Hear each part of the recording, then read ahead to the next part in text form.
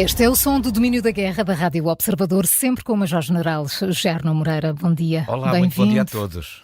Depois da queda de Avdiivka, a Federação Russa intensificou a ofensiva no Donbass e tem vindo a tomar outras pequenas localidades. General, que ponto de situação podemos fazer sobre o que se está a passar no terreno? Bom, Putin está a falar neste momento e certamente teremos oportunidade mais tarde de rever e há os de estar pontos. A focar-se muito nisto, não é? Nestas pequenas conquistas. E está a focar-se porque a Federação Russa neste momento tem a iniciativa no campo de batalha e isso naturalmente também não acontece por acaso. Acontece porque a Federação Russa resolveu perder mais de 16 mil homens no ataque à Avdiivka para que fosse possível, neste dia, no discurso à nação, Vladimir Putin apresentar ganhos significativos do ponto de vista territorial. Mas a queda da Avdiivka veio realmente marcar aqui aquilo que é a atualidade do combate no Donbass. Depois da Avdiivka já caíram outras aldeias. Caíram aldeias perto de Avdiivka, Stepov, Lastoshkin, e é muito provável que caiam também outras. Porquê? Porque as pequenas aldeias, contrariamente à Avdiivka, que era uma pequena cidade, não oferecem condições de resistência durante muito tempo.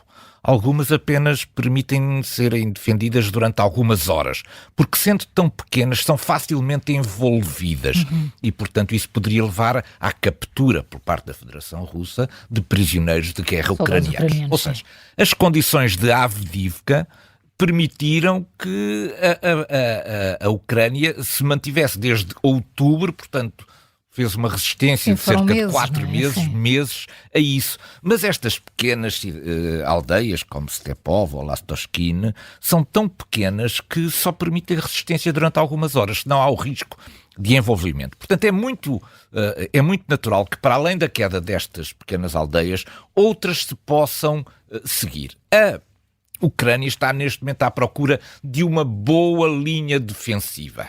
Essa linha defensiva terá que ser encontrada mais atrás. Portanto, é muito natural que ainda haja aqui território que venha a ser conquistado pela Federação Russa. Por outro lado, a Federação Russa está também apostada em recuperar aqueles territórios que perdeu durante a contraofensiva ali na zona de Robotin, a sul de Zaporíjia. Está muito empenhada em conseguir aí, porque foi criada uma bolsa na contraofensiva por parte das forças ucranianas, está muito empenhada neste momento em conseguir que essa bolsa seja fechada. E, portanto, aquilo que observamos neste momento é esta dinâmica de avanço da Federação Russa. Este ataque tem sido ao longo de toda a frente, não parece ter privilegiado especificamente nenhuma região, se bem que estes dois que eu refiro aqui, à frente da Avdiivka e também na região de Zaporíjia, concentram neste momento as grandes atenções e, sobretudo, as preocupações por parte da Ucrânia. A Ucrânia vai resistir. General, vamos a Emmanuel Macron, que convidou esta semana vários chefes de Estado e de governos europeus para discutir a Ucrânia. No final da reunião não descartou a possibilidade de forças ocidentais participarem diretamente na defesa da Ucrânia, o que acabou por ser um dos grandes temas desta semana. Como é que devemos entender esta possibilidade levantada pelo presidente francês? Bom, nós para percebermos a Cimeira de Paris temos que perceber o que aconteceu na Conferência de Segurança de Munique entre 16 e 18 de fevereiro. Quem esteve atento a essa conferência reparou que não houve um único discurso otimista nessa. Não houve discursos otimistas. Foi de um pessimismo atroz. Ao contrário do que o general acabou de dizer ainda agora, não é? A Ucrânia vai resistir. A Conferência de Segurança de Munique foi de um pessimismo atroz. Andámos a tirar culpas uns aos outros, em vez de fazermos aquilo que temos que fazer. Temos que nos organizar. Temos que planear. Temos que ser capazes. A Ucrânia merece que sejamos todos capazes de fazer isso. Bom, a Cimeira de Paris, convocada por Macron, um dos seus grandes objetivos era sairmos um bocadinho deste pessimismo da Conferência de Segurança de Munique. Isto é, alimentar outra vez a nossa esperança e, sobretudo, pôr um bocadinho um travão àquilo que era um discurso extraordinariamente triunfalista de Putin, que aponta sempre em duas direções. Primeira, A Federação Russa não pode ser derrotada. Esse é o primeiro ponto. Segundo ponto, nós estamos numa dinâmica imparável. Preparem-se, não há nada que possam fazer. A Cimeira de Paris, o que Macron procurou fazer aqui foi reunir, organizar o espírito de defesa da Europa e encontrar soluções, porque as lamentações não vão resolver o problema da Ucrânia, não é? Tem que ser as ações, o planeamento, a organização, as decisões, a liderança. E foi abanar um bocadinho, tudo não foi? Foi abanar um bocadinho tudo isto. Pronto. E, portanto, para abanar tudo isto, também houve ideias novas que até o momento não tinham sido lançadas sobre a mesa. O tema geral da Cimeira não era este.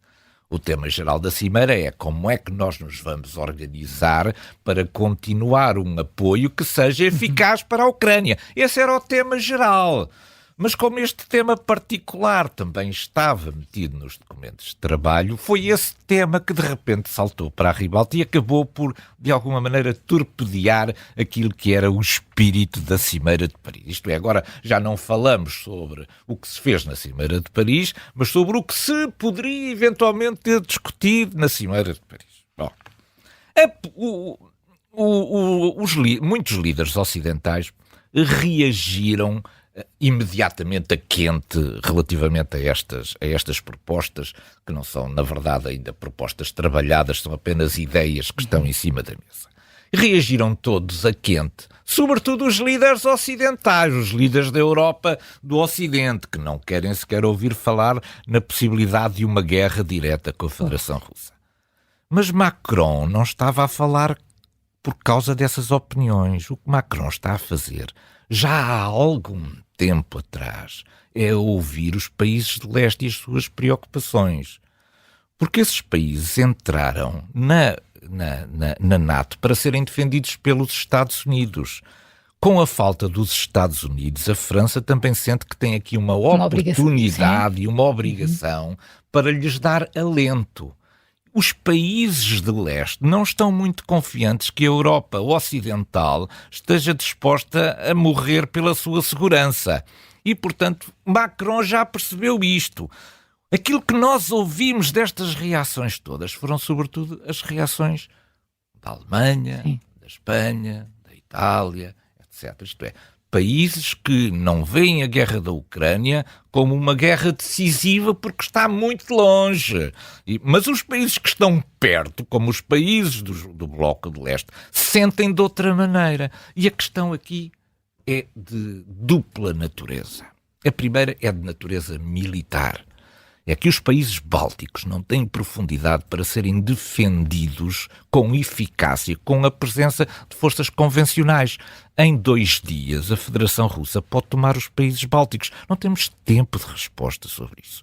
Portanto, nós quando falamos destes países com pequena profundidade estratégica, como a Moldova, por exemplo, que estão junto da ameaça, esses países não querem defender dentro das suas linhas, querem defender dentro do território da Ucrânia. Olhem, as pessoas que olhem para o que aconteceu a Avdiivka e a Bakhmut, não ficou pedra sobre pedra naquelas cidades. Ora, nem polacos, nem bálticos, nem a Moldova querem que esse cenário se repita no interior dos respectivos países. E, portanto, não verão com maus olhos que se organiza aqui uma capacidade de defesa que permita defender longe das suas fronteiras e não em cima das fronteiras, trazendo a destruição e a tragédia para dentro dos respectivos países. É isto que alguns líderes continuam por aceitar. Isto tem riscos? Tem enormes riscos. Os riscos são 2. Primeiro risco é o risco de que a Federação Russa, se não intimide pela presença de forças ocidentais no território, e acabe por combater essas forças. Bom, isto não é uma violação do artigo 5º, não podemos invocá-lo por causa disso. O artigo 5º tem a ver com a soberania dos países. Ora, estas tropas não estão nos respectivos países, estão fora. E, portanto, não poderíamos invocar o artigo 5º para proteger estas forças. Mas, de qualquer maneira, seriam baixas entre as forças ocidentais. E, portanto, isto tem enormes riscos para aquilo que é a opinião pública das democracias. Esse é um. O outro é também fácil de perceber. Nós, a partir do momento em que vamos supor que aplicávamos força militar na Ucrânia para defender a Ucrânia, nós iríamos fazê-lo ao longo de uma linha defensiva. Ora, uma linha defensiva tem um duplo significado. Por um lado, nós não queremos que a Federação Russa seja capaz de passar para cá dessa linha.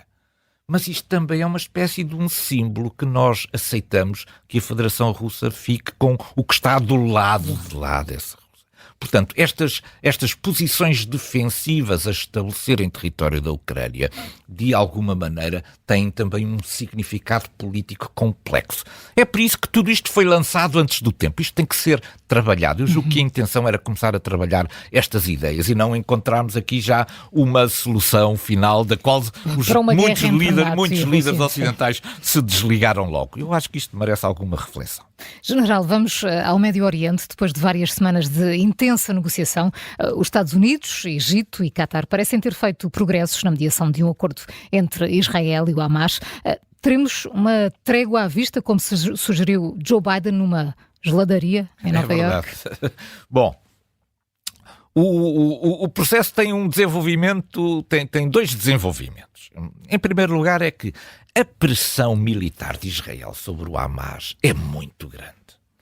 E, portanto, o Hamas sente, aliás, já houve algumas declarações feitas por seus líderes políticos nos últimos dias de alguma flexibilização em relação a um conjunto de propostas que foi apresentado e que parecia que o Hamas tinha ganho a guerra e que, portanto, estava a exigir um conjunto de coisas a Israel sem ter que dar nada em troca. Eu julgo que o processo de flexibilização ocorre exatamente pela pressão de natureza militar que Israel está a colocar agora já sobre pequenos refúgios onde o Hamas se está a concentrar. Mas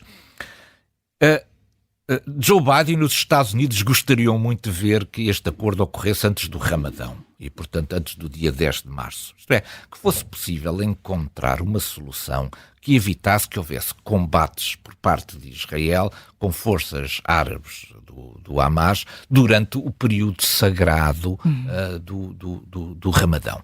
Não sei se isso é possível. O Hamas umas vezes avança, outras vezes recua. A verdade é que há este limite já dado por Israel de 10 de março. Se não houver acordo até 10 de março, Israel está disponível para continuar o ataque sobre Rafah. Entretanto, a Federação Russa, que estava bastante afastada, digamos, deste processo, resolve aqui, num golpe de mágica, convocar todas as fações palestinianas para uma reunião em Moscou. Essa reunião é de dia 29, portanto, começa agora, até dia 2 de março.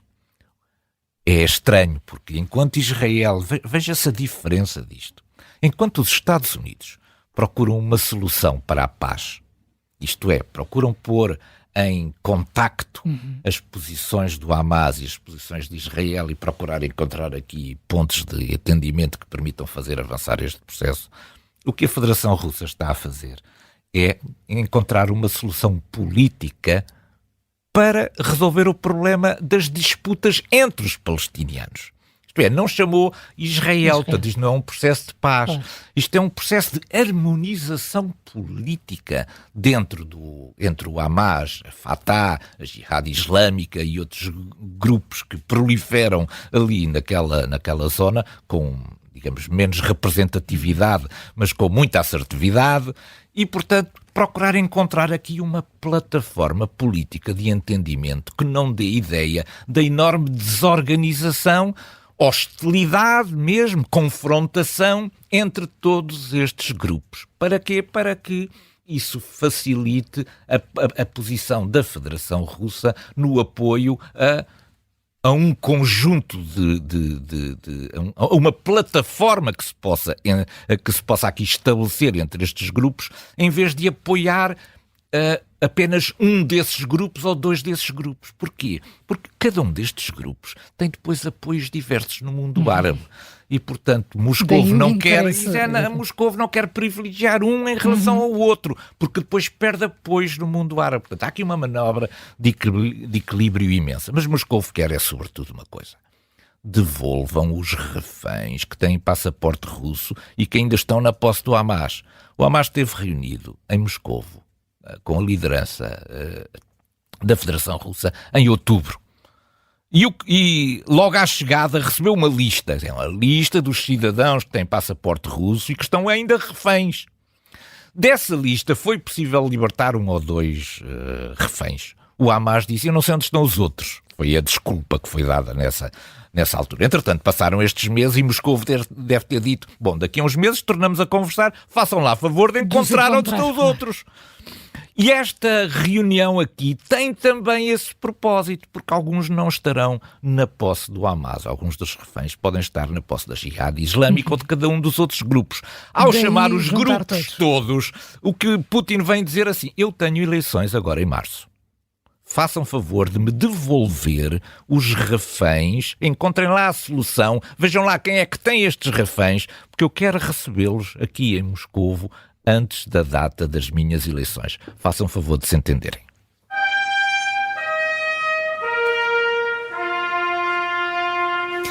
General Arnaud Moreira, a nossa cortina de fundo esta semana parece bastante espessa. Lukashenko, presidente bielorrusso desde 1994, veio afirmar que em nenhum lugar do mundo existem eleições tão livres e tão abertas como na Bielorrússia. Como classificar este desplante? É extraordinário o desplante dos ditadores no mundo de hoje. Livres e abertas. As mais livres e abertas. Esta declaração, aliás, foi produzida durante aquilo que foram as eleições municipais e parlamentares que se realizaram agora na Bielorrússia, que a oposição boicotou e que cuja validade não é reconhecida por ninguém. Eu achei muito interessante, porque esta fotografia ela aparece numa secção de voto, a produzir declarações numa secção de voto, e vê-se atrás o processo de votação que está a decorrer. E então vê-se uma senhora com uma certa idade, com o boletim de voto completamente não dobrado, portanto, facilmente legível por quem está, com um funcionário a olhar para o boletim antes dela introduzir o boletim na urna. Mas a urna é transparente. Ora, estes países, destes ditadores que temos por aí, confundem eleições transparentes com urnas transparentes. É que a eleição é muito menos transparente quando as urnas são transparentes e os papéis não são dobrados antes de serem colocados dentro da urna. Qualquer pessoa pode ir contando os votos à medida que os votos são ali introduzidos para ver se validam aquela urna ou não. Há uma coisa que eu gosto muito de dizer, porque eu acho que é muitíssimo engraçada, e uma frase que traduz perfeitamente isto. Neste conjunto de países, não é nada importante quem vota, nem em quem vota. Nada disso interessa. O que interessa é quem conta os votos. E, portanto, Lukashenko, no meio disto tudo, ainda conseguiu dizer que vai ser candidato para o ano que vem a mais um mandato. Ele que está desde 1994 na presidência. Já há, neste momento, mais de 1.400 pessoas presas na Bielorrússia por causa das suas ideias políticas. E a líder da oposição, a Svetlana Tikhanovskaya, continua o seu périplo europeu, mas ela deveria ser mais ouvida, devia estar em todos os fóruns, assim como de repente resolvemos dar palco a Yulia Navalny. Também a Tikhanovskaya deveria merecer um igual acolhimento em todos os fóruns internacionais. A Bielorrússia é um dos elos mais fracos de todo este processo de Putin. E nós devíamos olhar com muita atenção, porque este é um ponto fraco, também não o podemos deixar de lado.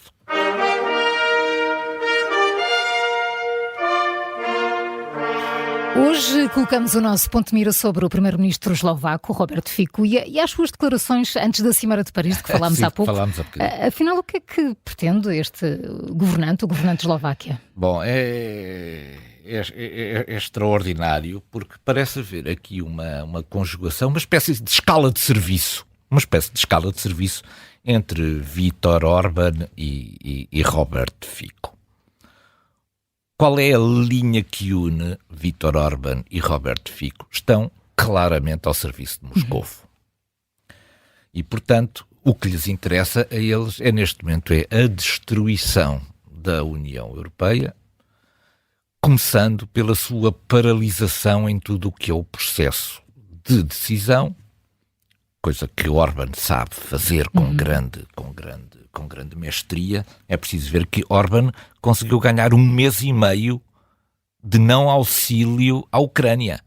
Foi entre meados de dezembro e 1 de fevereiro que esteve paralisado o pacote financeiro de ajuda à Ucrânia que a Ucrânia tanto precisava. Portanto, não foi pouco tempo, sobretudo foi neste tempo de maior crise em que a Ucrânia teve imensa dificuldade, e ainda continua a ter, na parte do reabastecimento de munições. E, portanto, Robert Fico e Viktor Orbán estão numa agenda que não é a agenda europeia. É claramente uma agenda ao serviço de Moscou. Mas porquê é que trazemos hoje aqui ao ponto de mira o Robert Fico? Por causa das suas declarações. Disse muita coisa antes da Cimeira de Paris. Enquanto os líderes ocidentais reagiram depois da Cimeira de Paris, Robert Fico veio procurar fazer explodir a reunião, a Cimeira de Paris, ainda antes dela acontecer. Bom, quem está habituado a estas reuniões sabe que o sucesso de uma reunião depende da sua preparação anterior. Essa preparação consta de um conjunto de itens muito grande. A distribuição, a tempada daquilo que é a agenda da reunião, os pontos a focar, uma abertura para que sejam introduzidas alterações ou sugestões relativamente à agenda, documentos de trabalho que servem de base para alimentar as discussões, eventualmente até já aquilo que é o rascunho do comunicado final. Tudo isso é preparado antes no sentido de alimentar a discussão. Mas nada disto tem valor nenhum antes de ser discutido e de ser aprovado pelos membros que participam na reunião. Este é o esquema de trabalho normal. Robert Fico, certamente, ele é primeiro-ministro eslovaco, já conhece estas regras todas. Mas o que ele fez foi uma coisa terrível. Ele veio pegar em documentos e em sugestões que foram distribuídas antes da reunião para pôr aquilo que chamamos a boca no trombone e chamar para a primeira página daquilo que é a nossa atenção internacional um assunto que não merecia este destaque. Foi ele que veio dizer: atenção, os países ocidentais preparam-se para colocar forças ocidentais na Ucrânia. Ora, antes de uma reunião, todos estes trabalhos exigem que haja respeito e sigilo, porque nada está decidido, são documentos de trabalho. Quando Robert Fico traz este assunto e o trata desta maneira de um ponto de vista público, o que ele está a fazer é a torpedear esta reunião. Está imediatamente a lançar achas para a fogueira, a fazer alinhamentos, quem alinha por um lado ou quem alinha para o outro, sem permitir aquilo que é o objetivo destas discussões, destas cimeiras, que é a discussão serena de todos estes assuntos. E, portanto, ele, Robert Fico, está hoje no ponto de mira por estas 3 razões. Primeiro, ele procurou torpedear todo o sucesso da Cimeira de Paris, dando conta destes assuntos e trazendo-os para a ribalta antes deles serem discutidos. Depois, obrigou Macron a vir publicamente assumir uma posição que poderia não ser obrigada a assumir, porque isto podia ter ficado no sigilo das discussões. E, em terceiro lugar, fez um enorme favor a Moscovo. Moscovo certamente abriu mais uma garrafa de champanhe em honra a Robert Fico. General Arno Moreira, muito obrigada por mais um Domínio da Guerra. Um enorme prazer. Regressa para a semana. Até lá. Um bom fim de semana. Muito obrigado.